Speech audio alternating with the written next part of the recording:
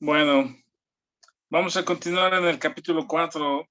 La semana pasada Víctor nos ayudó a empezar un resumen después de los días o las semanas de pausa que hicimos.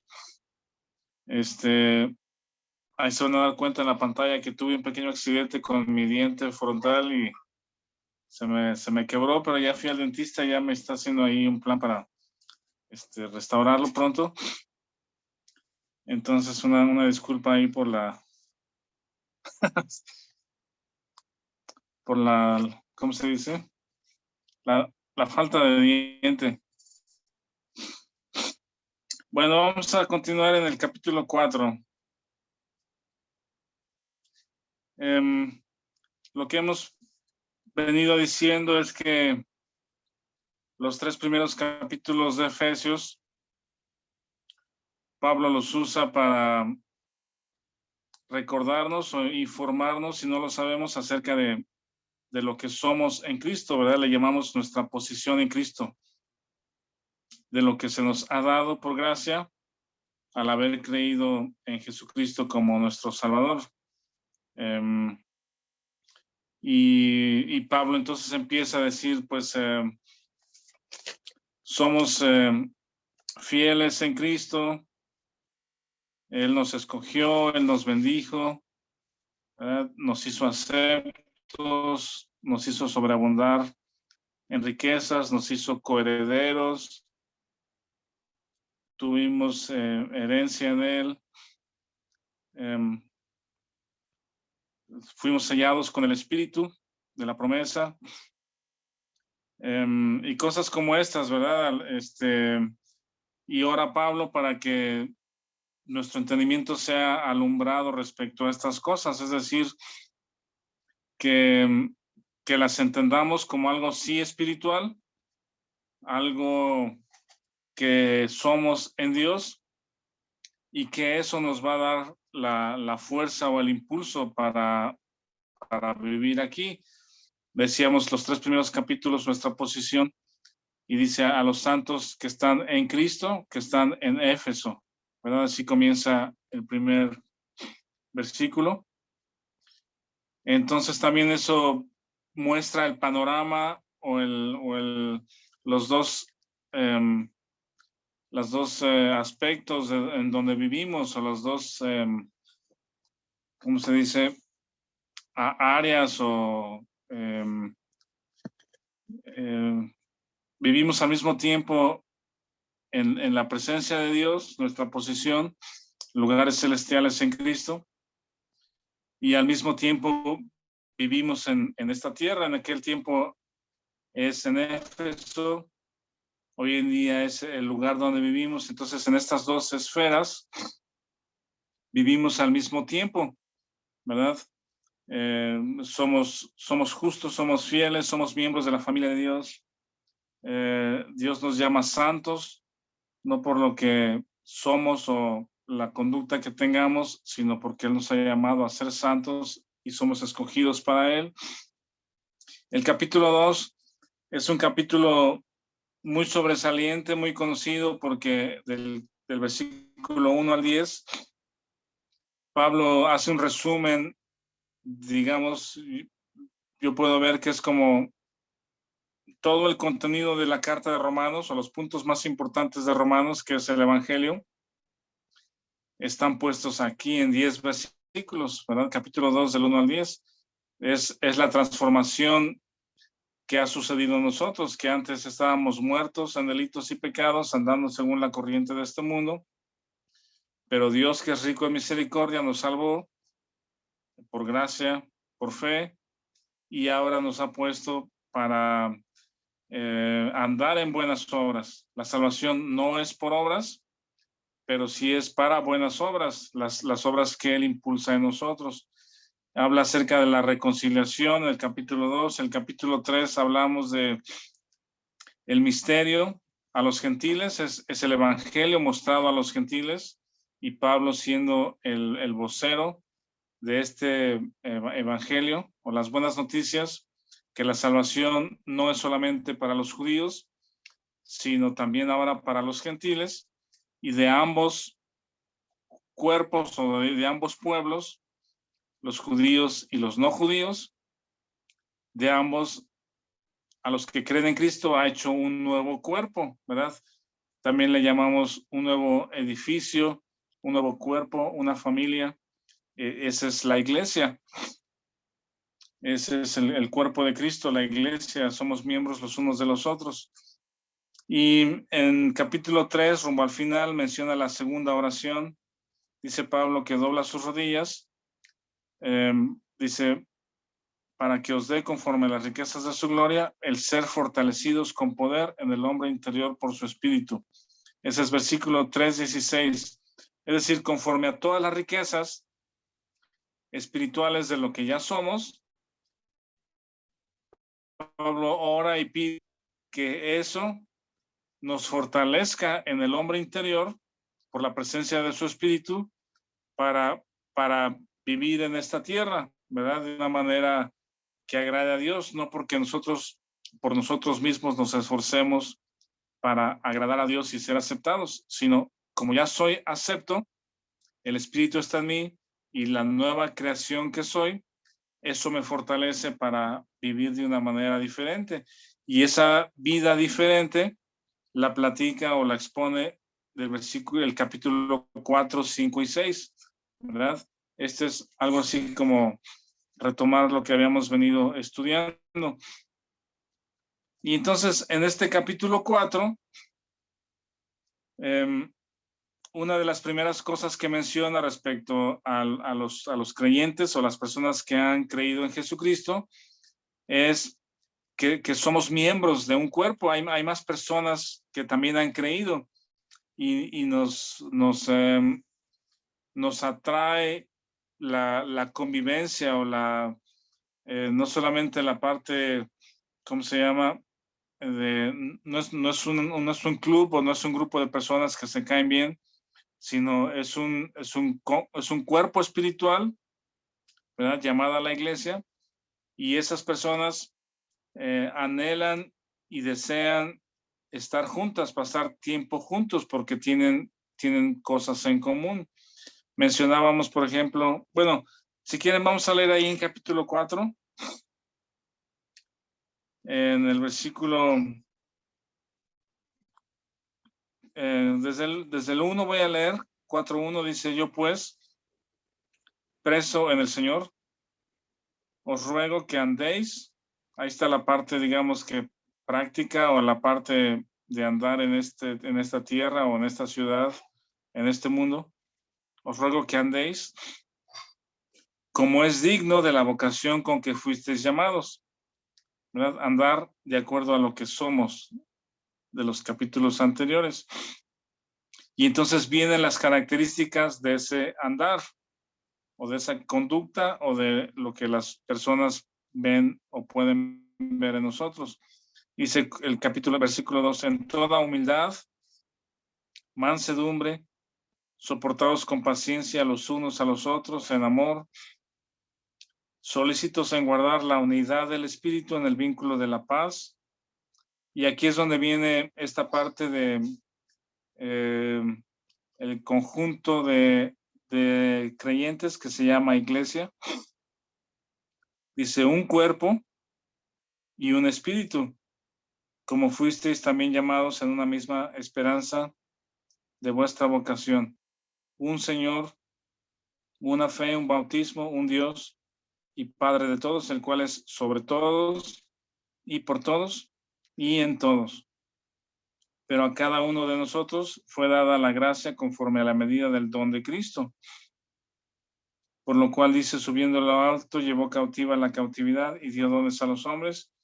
Y eso de que subió, ¿qué es? Sino que también había descendido primero a las partes más bajas de la tierra. Y el que descendió es el mismo que también subió por encima de todos los cielos para llenarlo todo. Y él mismo constituyó a unos apóstoles, a otros profetas, a otros evangelistas, a otros pastores y maestros. El 12, a fin de perfeccionar a los santos para la obra del ministerio, para la edificación del cuerpo de Cristo. Hasta aquí. Es algo similar a lo que menciona Romanos 12. Volteo tantito ahí a Romanos 12. Pablo les está explicando también el contenido del evangelio a los romanos, les está escribiendo. Y primero les habla de la condenación en que está el ser humano. Luego está, bueno, la ira de Dios sobre todo el que hace mal. Dios se dio a conocer y el hombre prefirió no ignorarlo, pues, ¿verdad? Vivir de acuerdo a su propio pensamiento y corazón. Y después dice Pablo, ¿puede este hombre ser justificado? Y dice, sí. ¿Cómo? A través de Jesucristo, no por obras. Todos somos pecadores y Jesucristo es la propiciación o el pago por nuestro pecado. Y todo aquel que cree en él tiene paz para con Dios. Ese es capítulo 5. Y luego, no solamente él murió por mí, sino yo morí con él respecto a mi identidad o identificación con Cristo. Capítulos 7 y 8, el Espíritu Santo está en control y él es el que me impulsa, como estamos viendo ahorita. Y en el capítulo 12 de Romanos, justamente también lo primero que hace también respecto a la parte práctica, no práctica, sino más bien de conducta o de nuestro andar en Cristo, menciona que somos parte de un cuerpo. Por ejemplo, ahí en Romanos 12,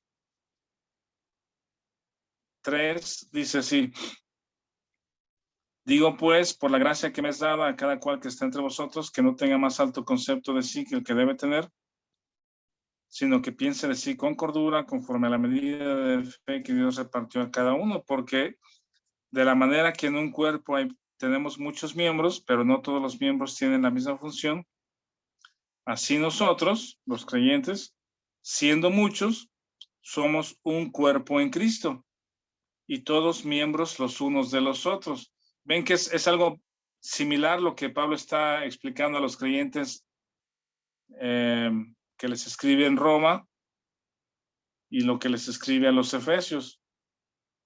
Dice, somos miembros de un cuerpo.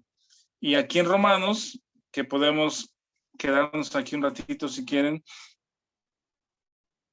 en el versículo 6, 7 y 8, nos enlista 7 dones que a algunos les digo, les llaman los dones motivacionales. Ese es un impulso que Dios nos ha dado con características en nuestra forma de ver la vida y de nuestra personalidad o capacidades usadas por el Espíritu de Dios para edificar la iglesia. Ahí viene la lista en el versículo 6, 7 y 8 de Romanos 12.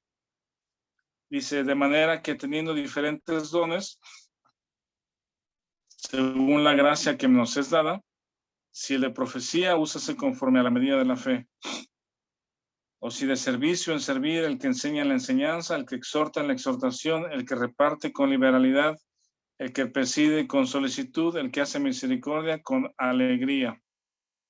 Esos 7 dones o 7 capacidades, Dios las ha dado a personas en la iglesia. Todo creyente que ha nacido de nuevo, toda persona que ha nacido de nuevo y es parte de la iglesia, tiene una de estas 7 capacidades o 7 dones que Dios puede usar para edificar a la iglesia. ¿Hasta aquí tienen alguna duda o comentario, alguna observación?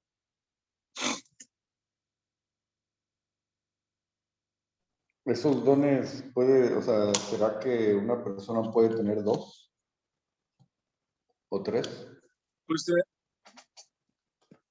yo pienso que hay uno que es como que el que es principal y el Espíritu Santo puede usar a las personas para hacer varias cosas. Pues de hecho, Vemos como Pablo, por ejemplo, que está en un ministerio inicial hacia los gentiles. Pablo exhorta, Pablo enseña, Pablo es líder, pues Pablo preside y Pablo tiene liderazgo para presidir. Pablo también muestra misericordia. También Dios lo usa para declarar la verdad como profeta, como profecía. Entonces yo creo que sí, una persona puede ser usada por Dios de cualquier manera o de muchas maneras, de estas 7 maneras, una de estas 7 maneras o varias. El asunto es de que no creo, o sea, siendo un cuerpo, no creo que la función, a ver cómo lo explico. Cuando nos enfocamos en un solo don o dos, vemos la necesidad de otros, ¿verdad? Que nos ayuden, que nos apoyen, que nos complementen. ¿Sí? Una persona que diga que tiene los 7 dones, entonces no necesita ayuda de nadie para edificarse, pues, o para vivir la vida cristiana en medio de la iglesia. No sé si me doy a entender. Sí, entiendo. Lo que sí es que al momento de nacer de nuevo te es dado un don, ¿verdad?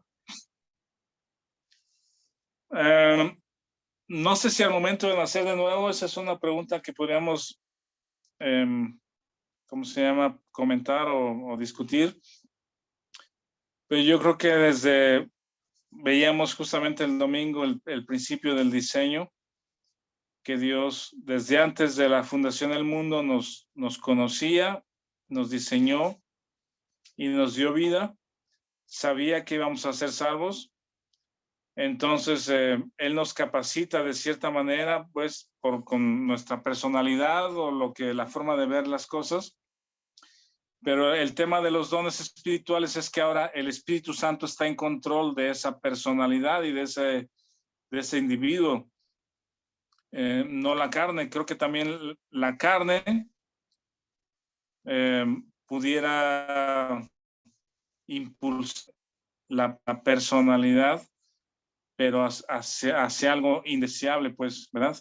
Entonces yo creo que los dones espirituales que están ligados con nuestra personalidad o lo que somos como individuos, pero ahora el Espíritu Santo está en control y los usa específicamente para edificar la iglesia, para edificar a las otras personas, a los otros creyentes.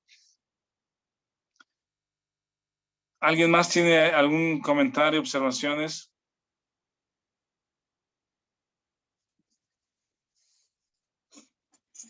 ¿No? Entonces, miren, si quieren vamos a ver tres versículos aquí de 3 ocasiones. La primera, por ejemplo, está en Hechos. Si alguien quiere leer.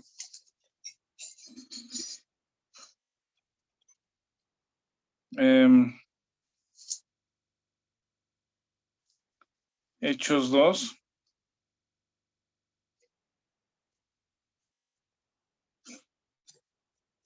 En el versículo 42. Hechos 2, 42. Alguien lo lee, por favor, y luego 46 y 47. Hechos 2, 42, 46, 47. Aquí lo tengo, hermano. Adelante, por favor. Hechos 2, 42. Sí. Así que los que recibieron su palabra fueron bautizados, y se añadieron aquel día como 3,000 personas, y perseveran en la doctrina de los apóstoles, y en la comunión unos con otros, en el partimiento del pan y las oraciones, y perseverando unánimes cada día en el templo, y partieron el pan en las casas, y comían juntos con alegría y sencillez de corazón, alabando a Dios y teniendo favor con todo el pueblo. Y el Señor añadía cada día a la iglesia los que habían de ser salvos. Gracias. Esta es una muestra de lo que hacían los creyentes en Jerusalén recién recibido el Espíritu Santo, pues después de la predicación de Pedro y que muchos se convierten, ahora no entran a un club con reglamentos, ¿verdad? No entran a una asociación donde tienen que cumplir responsabilidades o se tienen que registrar, pues, para ser parte de ese grupo, sino el Espíritu es el que está uniendo a estos creyentes. Una de las cosas que motivaban o que motivan a la iglesia hasta el día de hoy, y creo que también en ese tiempo, es la venida del Señor. El Señor dice, vengo pronto, así como le dijo a los discípulos, los ángeles, que así como lo vieron partir, así va a regresar. Entonces, creo que desde ese tiempo esperaban que regresara, pues, ¿verdad? Y esa es una de las motivaciones o de las esperanzas que tiene la iglesia, de estar juntos y esperar por la venida del Señor. Y entonces las actividades que hace voluntariamente desean estar juntos y están enseñando, están teniendo convivencia, compañerismo, comunión, dice, parten el pan, están orando, dice, perseveran unánimes. Y aquí las reuniones se juntaban cada día en el templo y partiendo el pan en las casas, comían juntos con alegría y sencillez de corazón. Eso es una buena muestra de el corazón dispuesto, ¿cómo puedo decir también? Espontáneo de alguna manera, del deseo de estar juntos, ¿verdad? Esa parte es la que quiere señalar Pablo, es la que está diciendo Pablo en Romanos 12 y en Efesios 4. Dice, ahora ustedes que han creído, que han nacido de nuevo, que han pasado de muerte a vida, son parte de un conjunto de otros creyentes espirituales, pues es una familia espiritual y no están obligados a asistir, ¿verdad? No hay un reglamento en el que tengan que asistir cada domingo o cada miércoles pero creo que ese es el deseo del corazón, de estar con los que comparto la misma doctrina, el mismo destino, el mismo Señor, el mismo espíritu, y hay esa convivencia, pues, de comer juntos, de reunirse, de estudiar, de orar. Creo que ese es el espíritu o la parte central de la iglesia, ¿no? ¿Algún comentario?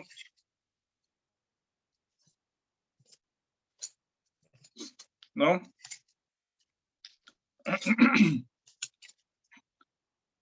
Podemos ir a otro ejemplo, que es el de Filipo. Ya lo habíamos mencionado, que está las mujeres en la oración, donde Pablo llega. Después Pablo y Silas están en la cárcel. Se sacude la ciudad con este temblor, se liberan los presos y el carcelero finalmente también se convierte, ¿verdad? Ahora tenemos una señora aparentemente comerciante que vende púrpura con cierto nivel o capacidad económica, pues, de alguna manera. Y tenemos luego al carcelero y su familia que por el trabajo que es ser carcelero, quizá un señor rudo, no sé si exmilitar o no sé, de alguna manera es un trabajo que no creo que muchos aspiren a ser carcelero. Puedes vivir entre un lugar oscuro, entre presos, y un lugar difícil, pues, ¿verdad? Pero ahora resulta que ambas familias se convierten al Señor y ahora están juntos como parte de una congregación o de una familia espiritual. Pues me gusta esa parte porque no están segmentados por estratos sociales, o decir, bueno, tú eres carcelero, yo soy comerciante y soy de otra sociedad, pues, sino ahora eso es lo que creo que Pablo resalta, pues, y son las cosas que vemos en medio de la iglesia, que la iglesia puede haber personas de diferentes condiciones, diferente educación, diferentes trasfondos, pero ahora estamos unidos en Cristo por el Espíritu Santo y eso es lo que nos une y podemos tener compañerismo, compartir oraciones, comer juntos, en fin. Bueno, si quieren, entonces nos vamos a esta lista. Sí, adelante, ¿quién? Martín. Adelante, Martín. Gracias, hermanos. Pastor Rafa, en una ocasión nos compartías sobre el uso de estos dones, cómo se describe en la iglesia. Esa parte me gustó mucho, pero no recuerdo en dónde nos habías dicho que estaba. ¿Podrías compartir otra vez eso, porfa? Sí, está bien. Si quieren, podemos comentarlo. Justamente eso. Déjeme aquí tener una nota. Esos 7 dones mencionados aquí, bueno, son 3 listas en el Nuevo Testamento respecto a dones o capacidades, ¿verdad? Que el Señor Jesucristo ha dado a su iglesia. La primera lista está en Efesios 4, que ya vimos que dice él mismo constituyó a unos apóstoles, profetas, a otros evangelistas, pastores, maestros. Es una lista corta. La segunda lista está aquí en Romanos 12. Y aquí son 7 dones.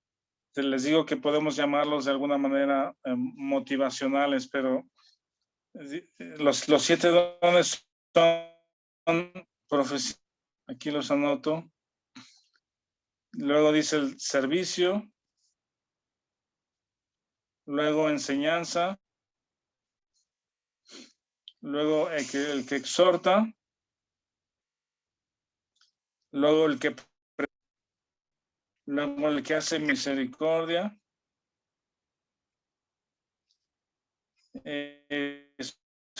4, 5, 6, me faltó uno. El que reparte. Primero el que reparte y el que tiene misericordia. Entonces, estos 7 dones o 7 capacidades, Dios las ha dado a diferentes creyentes y los creyentes tenemos oportunidades de servicio, ¿sí? Porque vemos cosas que otros no ven, otros quizá lo pasan por alto, pero yo tengo una visión particular de ese asunto y hago algo al respecto, ¿verdad? Por eso les digo que son o les llaman motivacionales, porque esa situación en particular que veo o que el Señor me hace observar o ver, eso me impulsa. Eso me impulsa o me motiva para hacer algo al respecto. Y el Espíritu Santo me ha capacitado para hacer algo al respecto y edificar la iglesia. Vean aquí en Efesios 4, este texto me gusta mucho porque ahí inicia otra sección que vamos a ver un poquito más adelante, pero dice el 4:12 de Efesios, dice, a fin de perfeccionar a los santos para la obra del ministerio, para la edificación del cuerpo de Cristo, ¿verdad? Ese es el objetivo de los dones espirituales. Dios capacita a personas a fin de perfeccionar o edificar o equipar a los santos, a la iglesia, para la obra del ministerio. Ministerio es una administración de esos dones para la edificación del cuerpo de Cristo. Entonces, el creyente o el que ha nacido de nuevo el lugar al que pertenece es la iglesia, ¿sí? No solamente nace en nosotros el deseo de congregarnos, el deseo de estar con otros creyentes, sino ahí es donde vamos a crecer en el conocimiento de Dios, en el conocimiento de las Escrituras, en el crecimiento del servicio, en el alcance de los perdidos, ¿verdad? Es en medio de la iglesia. Yo entiendo perfectamente que no hay iglesia perfecta y al contrario, que a veces en medio de la iglesia es donde sufrimos o pasamos episodios dolorosos de nuestra vida. Eso no está fuera del control de Dios tampoco, pero yo creo que en un sentido la iglesia o pastores en las iglesias o en muchas iglesias al fallar de alguna manera en el objetivo, en el ministerio,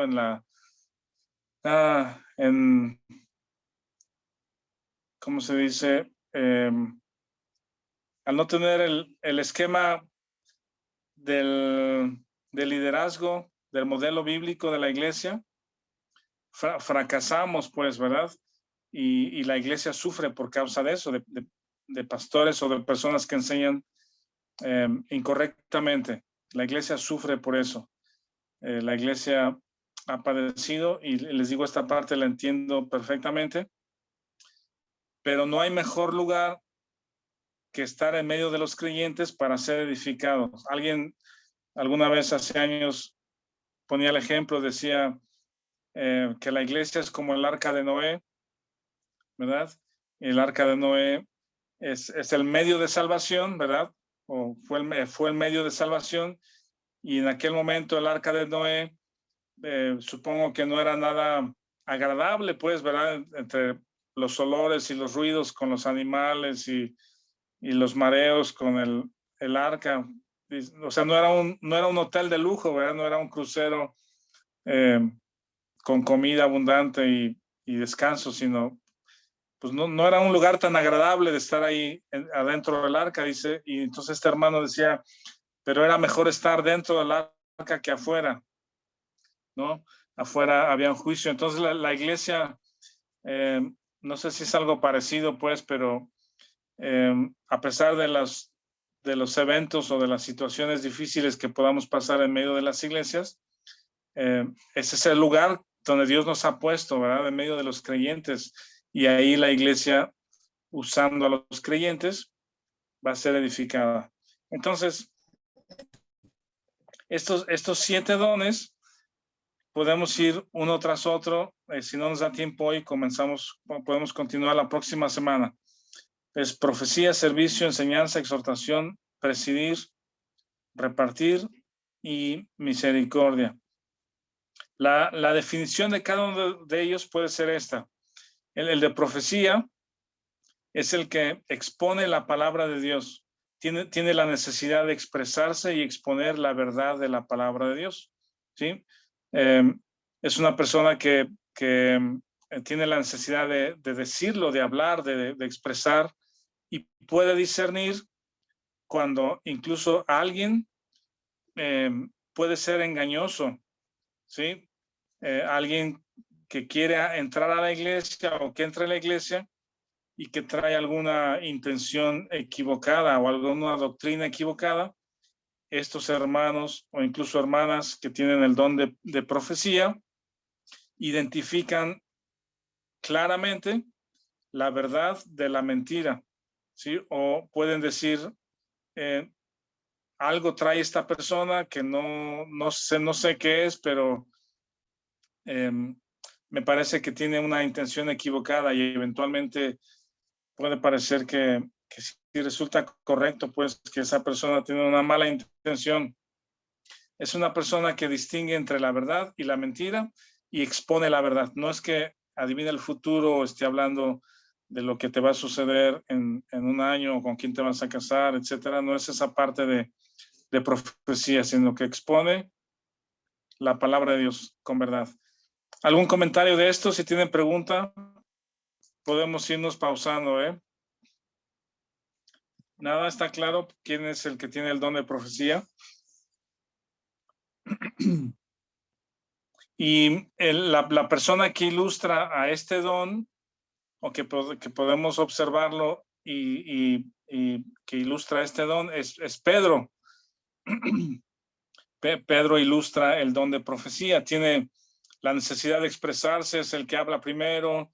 A veces se equivoca cuando habla, pero tiene que decir lo que hay en su cabeza, ¿verdad? Se expresa. Y una vez que el Espíritu Santo está en control de su vida, en el libro de Hechos, él se levanta y habla y tiene que expresar, aún sea delante de las personas, delante de los sumos sacerdotes, y le cuesta la vida, pero él dice, no podemos dejar de decir lo que hemos visto y oído. El segundo es el de servicio. La persona que tiene el don de servicio tiene la capacidad, digamos, de observación, observa detalles de las necesidades de las personas en medio de la iglesia, ¿sí? Y está dispuesto a moverse, a pararse para suplir esa necesidad. Pueden ser muy discretos y tienen la necesidad de ayudar al que está necesitado, al que requiere la ayuda. Pues el personaje que ilustra este don puede ser Timoteo. Timoteo estaba presto para servir, para ir con Pablo, para quedarse, para llevar el capote, para traer los libros, para quedarse en un lugar. Era un hombre servicial, y suple las necesidades de otros, ¿sí? Quizá no sabe cómo organizar, pero sí suple necesidades. Y luego el que enseña es una persona que va mucho al significado de las palabras. Es una persona que disfruta y estudia la palabra a detalle, el significado de las palabras, los textos, los autores, y comparte con otros en detalle, investiga, y luego tiene la capacidad de Dios para exponer esa investigación y que las personas lo reciban claramente. La persona que ilustra este don es Lucas. Lucas dice, he preguntado, he investigado diligentemente, he escrito las cosas en orden para que tú, Teófilo, lo puedas comprender, ¿verdad?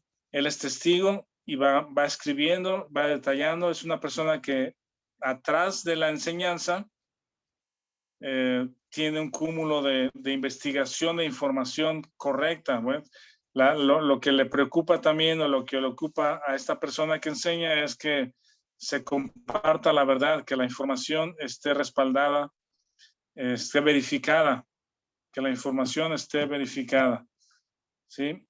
El que exhorta, que es el cuarto, es una persona que ve necesidades de ayudar a otros en el sentido de transformar sus vidas. Una persona que está lidiando con el matrimonio, con los hijos, en el trabajo, que tiene algunos conflictos y que necesita consejería. Esta persona que exhorta es alguien que te va a ayudar en cuestiones prácticas, ¿sí? Cuestiones prácticas de la vida diaria, y va a estar contigo, en dar seguimiento, en orar contigo, en visitarte, en dar su perspectiva, obviamente usando la sabiduría del Señor y la experiencia que el Señor le ha dado, ¿no? Puede ayudar a los más jóvenes a encaminarse a resolver ese tipo de problemas. La diferencia, por ejemplo, entre el que enseña y el que exhorta es que el que enseña puede estar más enfocado en la parte práctica o en el texto, ¿verdad? Daba un ejemplo la otra vez de, por decir, el que enseña te va a decir, va a ser un estudio de cómo los padres educan a los hijos, ¿verdad?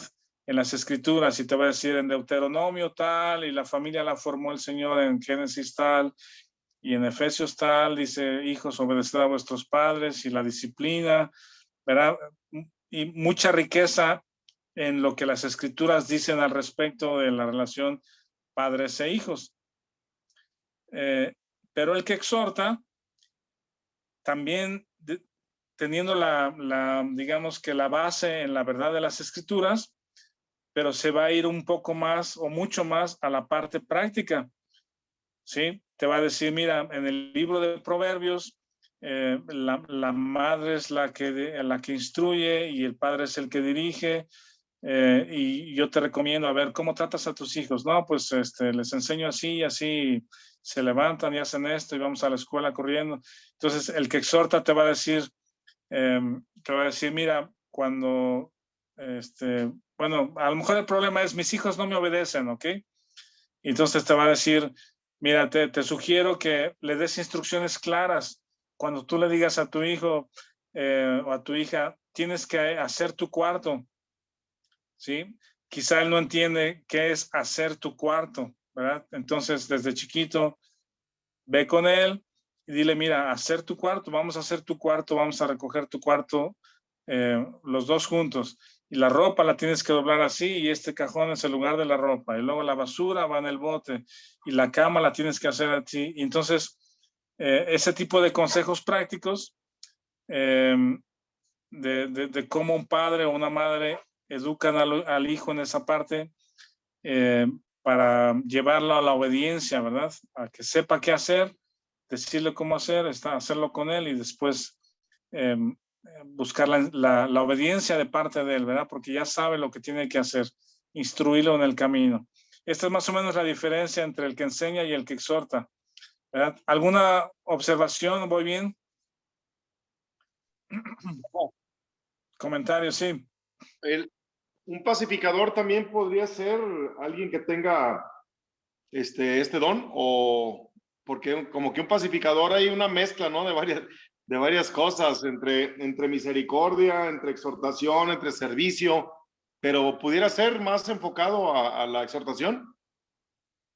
El pacificador, pues yo creo que sí, porque justamente el alma atribulada que está padeciendo por situaciones particulares y ya se sabe el texto bíblico, pues ya sabe que el marido debe amar a la esposa, pero quizá no sabe exactamente cómo hacerlo, pues. Entonces, en ese conflicto interno, Dios usa a estas personas para acercarse y yo creo que sí, ir a un proceso de aprendizaje y de consejo para tener paz en ese sentido. Y yo creo que sí, o sea, el consejero, no sé si ustedes recuerdan que hemos recibido aquí al hermano John Morrison de allá de Virginia. En un par de ocasiones, 2 o 3 veces ha estado con nosotros también en Mazamitla. Su ministerio es el de consejería familiar allá en Fellowship Bible Church. O sea, ese es su trabajo. Pero fue puesto, digamos, en ese trabajo o en ese ministerio porque él tiene ese don, ¿verdad? Es una persona que teniendo el don de ayudar a las personas, de escucharlas, de estar con ellas, de orar con ellos y de ayudarles prácticamente, Dios lo usa para un ministerio permanente en una iglesia. Entonces sí, o sea, sí yo creo que sí es un pacificador el que exhorta, claro. Ok, gracias, Rafa. Oye, ¿y qué personaje bíblico pudiera ser el que más lleva esto, pues? El que exhorta creo que puede ser Pablo también. Pablo es el que, o sea, él enseña mucho, ¿verdad? Doctrinalmente, Dios lo usa para poner doctrina a la iglesia o enseñar en la iglesia con todos los libros que escribe. Pero en cada libro, de hecho, es donde vamos a ir aquí en Efesios, que es el que hurte, no hurte más, sino trabaje con sus manos para hacer lo que es bueno, para poder ayudar a otros. Es decir, no se queda en la parte espiritual de texto bíblico, sino muchos de sus libros son partes prácticas. A Evodia y Sinti, que les ruego que, ¿cómo se llama? Que se arreglen, que arreglen sus problemas, pues. Entonces Pablo ilustra esta parte y él está, por eso él regresaba a las ciudades donde predicaba, porque decía, vamos a ver a los creyentes, a los que ya vimos, para edificarlos, para ver cómo están en la fe, para consolarlos, ¿verdad? Entonces, esa es la motivación de Pablo para exhortar a los creyentes. Bueno, el que preside es una persona que toma el liderazgo, que tiene el impulso para ir al frente, pues, en algún grupo donde algunos o muchos no saben qué dirección tomar, no saben cómo hacer. El que preside es el que sale enfrente y hace algo al respecto, pues, ¿verdad? Es el que sin miedo, aquí dice, el que preside, hacerlo con solicitud. Siempre está solícito para tomar la iniciativa, para levantarse. El que ilustra este don es Nehemías. Nehemías es un muy buen personaje que ilustra esto, porque la historia de Nehemías, si la han estudiado el libro, ¿verdad? Él está sirviendo allá como copero al rey, se le informa, o sea, están fuera de Jerusalén, pues en el exilio, ¿verdad? En el cautiverio. Se le informa que Jerusalén está padeciendo y ahora está triste delante del rey. El rey le dice, ¿qué tienes, Nehemías? Porque nunca estás así. Está acongojado, entristecido. Y esa tristeza por la condición de Jerusalén le lleva a hacer un plan, ¿verdad? Y tomar el liderazgo. Y dice, le pide cartas, le pide madera, le pide tiempo, le organiza para ir a Jerusalén, le dice, voy a ir a hacer esto, regreso, y estando en Jerusalén, organiza a las familias para construir el muro, combate ¿cómo se dice? La oposición, ¿verdad? Organiza y construye el muro de Jerusalén, lo reconstruye. Entonces, en las iglesias, todos son necesarios. No necesariamente el que enseña es el que preside. No necesariamente el que exhorta es el que preside. Lo que decía Víctor, si alguien puede hacer dos cosas, yo creo que sí. Quizá los varones o los pastores en las iglesias de repente hacen dos o tres funciones, pues, pero lo ideal es equipar a los santos para que ellos hagan el ministerio, ¿sí? Discipular a otros, ahora las generaciones más jóvenes, para encargarles diferentes ministerios.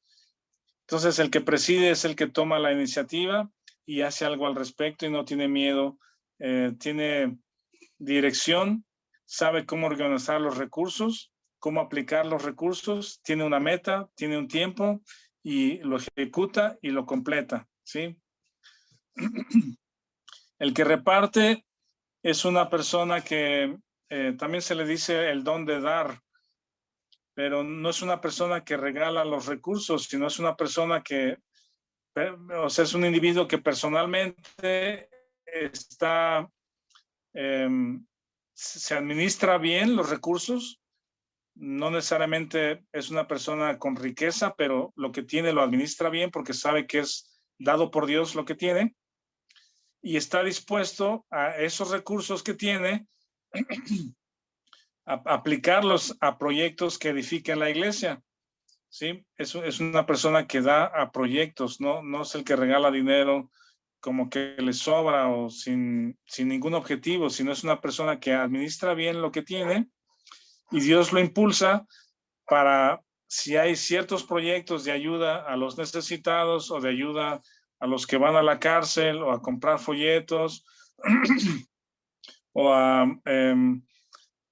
impulsar o apoyar a un misionero, ¿verdad? A un pastor, a una iglesia que está yendo a otro lugar.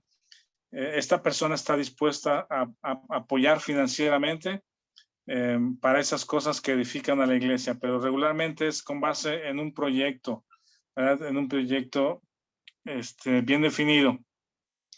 Y el último, el de misericordia. Bueno, el que tiene el don de repartir, posiblemente lo puede ilustrar Mateo. Mateo en el Nuevo Testamento era un cobrador de impuestos, pero eventualmente está dispuesto a compartir lo que tiene. Y el de misericordia lo ilustra Juan, y la definición es que llora con el que llora, se alegra con el que se alegra, está muy cercano al corazón de las personas, y está dispuesto también a ayudar, a orar con ellos, a estar cerca con las personas y hacer algo al respecto. El que ilustra, ya mencioné que es Juan, ¿verdad? ¿Aquí tienen alguna observación o comentario? ¿Alguna duda?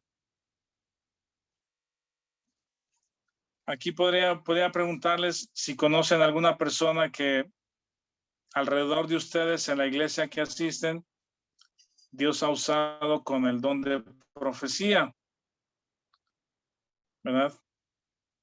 Una persona que expone la verdad, y de hecho el de profecía quizá es opuesto al de misericordia.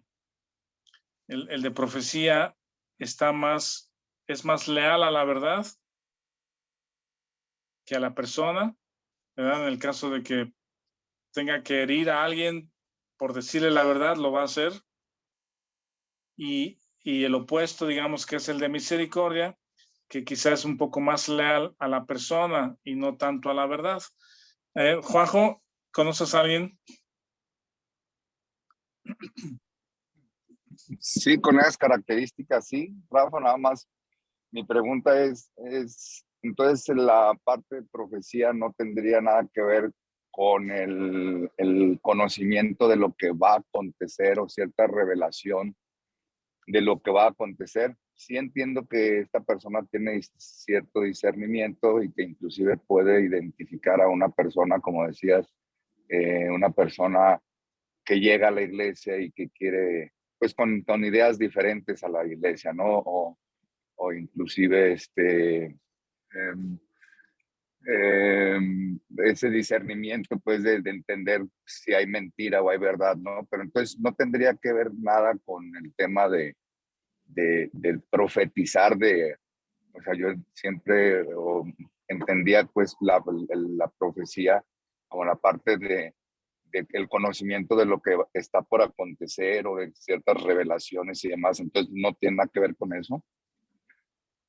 Mira, la respuesta así directa tendría que ser no, en el sentido de lo que hacían en el Antiguo Testamento. Hoy en día yo entiendo que alguien puede decir, tuve una visión de noche, ¿verdad? O Dios me habló en sueños y me dijo que tú vas a hacer esto, que tú tienes que hacer esto. Esa parte no puede ser así, porque la voluntad de Dios y la verdad de Dios ya está escrita. Y Pedro mismo dice que tenemos la palabra profética más segura, que es la palabra escrita, ¿verdad? Entonces, si alguien en el don de profecía va a decir algo respecto al futuro, es algo que ya está escrito, ¿verdad?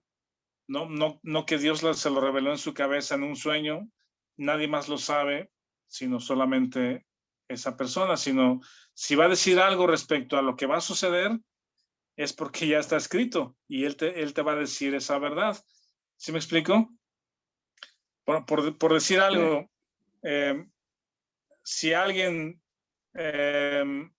una persona engañadora que llega a una iglesia y se empieza a meter y hace ligas, pero su objetivo es sacar ventaja o, no sé, robar o, no sé, hacer algo mal ahí en la iglesia, el don de profecía o la persona de profecía va a decir, oye, esta persona trae una enseñanza diferente que no es buena para la iglesia, y si no tenemos cuidado, la iglesia creo que se puede dividir, ¿verdad?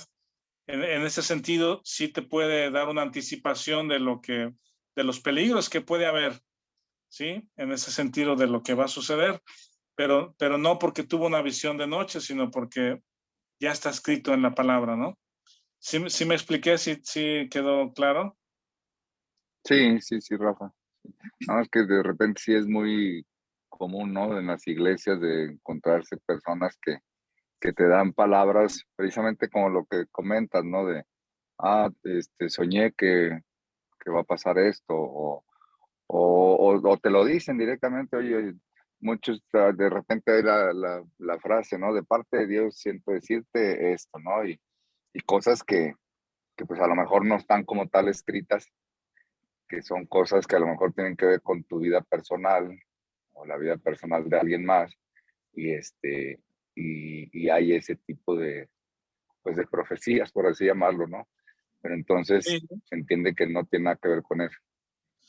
No hay mucha confusión respecto a eso, yo creo, pero si alguien llegara o tú mismo en algún momento que tengas el impulso de compartir un texto con alguien, verá decir, oye, Dios me impulsa a compartir este texto contigo. Y le das algún texto de Salmos, el Señor es mi pastor, nada me faltará. Quizás porque el Espíritu te está impulsando para alentar a esa persona que le falta ese aliento, pues ese día. Si es esa parte de profecía, por decirlo, de que Dios te dio palabra para alguien más, creo que es correcto, pero estás usando la palabra escrita y el impulso que Dios te da, ¿verdad? ¿Sí me explico? Pero no de que hayas tenido un sueño y te diga, oye, Juanjo, Dios me dijo que tienes que donar tu coche a la iglesia porque haya falta un ministerio para ir a visitar a tales, ¿no? Cosas como esas es como, a ver, ¿cómo es que Dios te dijo en la noche algo acerca de mí, no? A ver, Civic. Rápidamente, a Juanjo le van a pedir una bici. ¿A quién? A Juanjo. A Juanjo, sí. Y alcanzo a discernir quién.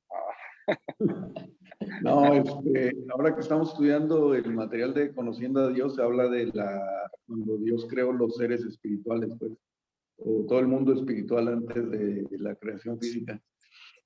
Y una hermana compartía, una hermanita ahí de la iglesia, de que ella veía, pues, o sea, cosas, pues, y tenía, incluso alguna vez un ser que ella veía le dijo dónde había dinero escondido en una propiedad que ella nunca había estado, etcétera, pues. Y fue allá a Usmajac, que es rumbo a Sayula y cerca de Sayula, y efectivamente, o sea, resultó ser cierto, pues, pero nada que ver con la cuestión del propósito de Dios para la vida de la iglesia ¿sí me explico? O sea, como que son mundos paralelos, pues, cosas que sí suceden pero que son mundos paralelos al propósito de Dios para nuestras vidas, ¿no? Para la iglesia. Sí, yo pienso que... Ahora, adelante, adelante. perdón, Rafa, lo que sí es que de repente llegan personas que te hablan, que no necesariamente para pedir algo, pero sí me ha tocado que llegan y, no, yo entiendo que estás viviendo esto, tú pasaste por esto, ahorita estás en esta situación.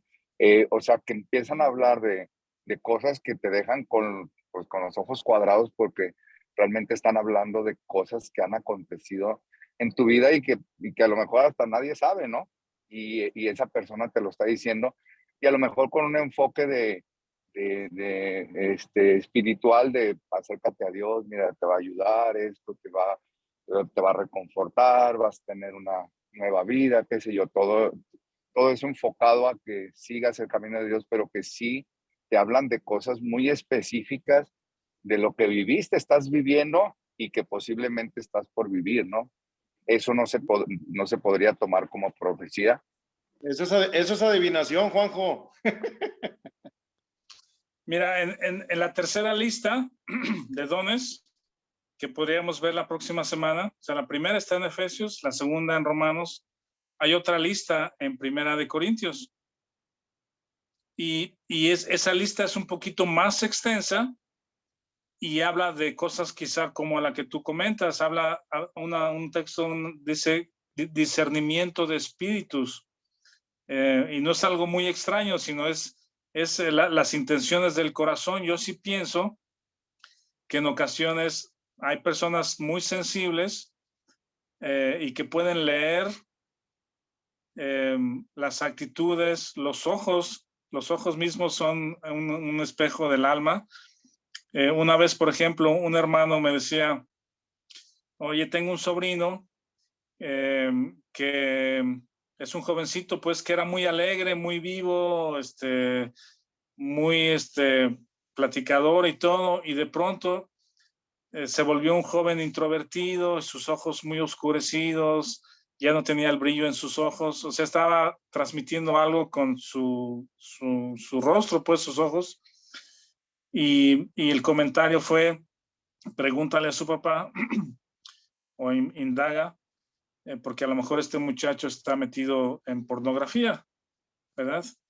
Y dicho y hecho, pues no fue una profecía en el sentido quizá que ahora se maneja de adivinación, pero hay señales en nuestras actitudes, en nuestro cuerpo, en la forma en que hablamos, que tratamos a otros, y creo que sí hay creyentes en la iglesia que Dios puede usar para leer esas conductas y darte una palabra de parte de Dios, ¿verdad? Que a lo mejor ni ellos mismos saben los detalles o lo que hay adentro, pero el Señor los usa para una exhortación, una palabra de exhortación que nos lleva al arrepentimiento o a conocer más a Dios o a regresar a las Escrituras. Eso creo que sí es algo interesante. Y si quieren, la próxima semana vemos esa lista de Primera de Corintios. Bien, gracias, Rafa. No, que gracias a todos. Si quieren, terminamos aquí, Vic.